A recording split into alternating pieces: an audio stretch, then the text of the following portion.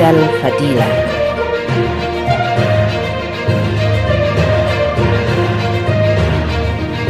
Meskipun profilnya suka menghindar, gemar membelokkan masalah, tidak konsisten dan terkesan masa bodoh. Akan tetapi Jokowi juga sering terlihat bingung dan tertekan sebagai gantungan seluruh menteri dan kadang menggantungkan pada putusan oligarki. Jokowi tentu berat menghadapi masalah yang terus datang bertubi-tubi. Sementara mimpi sukses dari berbagai agenda belum juga terasa, apalagi teraba. Pukulan berat saat ini adalah bobolnya benteng pertahanan keuangan. Menteri Keuangan sedang babak belur didera skandal di kementeriannya. Kasus 349 triliun ternyata sulit diredam, bahkan semakin membara akibat aksi di luar dugaan Menteri Jokowi sendiri, Mahfud MD. Kasus bisa berlanjut ke Pansus DPR atau KPK. Kejagung juga potensial untuk turut bergerak. Dalam video sidang Kabinet Paripurna 30 Maret 2023 di Istana Negara, dengan kondisi lemah, Jokowi menyampaikan narasi memahami kekecewaan masyarakat kepada pemerintah, khususnya dalam kasus pajak dan bea cukai. Terkesan Jokowi kecewa dan menyalahkan kinerja birokrasi bawahannya, termasuk kepolisian dan aparat hukum lain. Ia mengingatkan perlunya berhati-hati. Jokowi wajar pusing karena ketika gonjang-ganjing kasus Sambo di instansi kepolisian belum tuntas, ternyata sudah ada lagi kasus Rafael Alun Trisambodo yang berefek pada tuntutan kejelasan transaksi mencurigakan ratusan triliun. Belum lagi ada tanda penyelesaian masalah ini di DPR, sepak bola ganti mendera.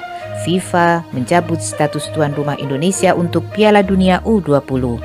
Benturan internal pun mulai nampak. Erick Thohir yang mewakili Suara Istana menunjuk Gubernur Bali Wayan Koster dan Gubernur Jawa Tengah Ganjar Pranowo sebagai penyebab kegagalan, bahkan kepada sikap PDIP yang juga terang-terangan menolak. Tentu PDIP tidak akan mau disalahkan, nama Bung Karno dilibatkan. Ketika Sri Mulyani semakin kusut, maka andalan Jokowi tinggal Luhut, dan Luhut ternyata sedang kalang kabut. Ia sewot pada orang di luar pemerintahan yang banyak omong. Dibalas oleh orang di luar pemerintahan bahwa rakyat kesal pada orang dalam pemerintahan yang gemar omong kosong dan nyolong. Entah Luhut masuk klaster omong kosong dan nyolong atau tidak. Luhut sendiri gagal mendatangkan banyak penanam modal di Indonesia. Tidak ada progres dari kerja Menko Luhut selain keterkaitan atau ketergantungan pada Cina. Akibatnya Luhut pun diberi predikat sebagai duta Cina. Benteng pertahanan Luhut bagi Jokowi mulai rapuh. Memang ia tidak becus. Masyarakat bukan hanya kecewa pada kinerja kementerian dan aparat penegak hukum, tetapi juga pada ketidakmampuan Jokowi dalam mengemban amanah sebagai penyelenggara negara. Apa yang dikeluhkannya merupakan kondisi objektif yang terjadi pada dirinya sendiri. Rakyat kecewa pada presiden. Komentar yang muncul adalah apakah kekecewaan Jokowi pada sidang kabinet itu merupakan sinyal bahwa ia segera mengundurkan diri. Narasi dan ekspresinya sudah pas untuk pidato pengunduran diri. Masa kepemimpinan Jokowi nampaknya mulai dihitung mundur. Banyak fakta yang muncul tiba-tiba menjadi cerita. Itu bukan desain oposisi, apalagi para menteri. Ada kekuatan ilahi yang sedang menunjukkan bukti. Sikap jumawa, zalim dan sok kuasa pasti berbatas waktu. Hukuman akan lebih cepat dan dahsyat daripada waktu dan pekerjaan untuk melakukan banyak rekayasa. Jokowi semakin goyah, berjalan tidak ajak karena mabuk oleh suntikan janji investasi yang tidak datang-datang.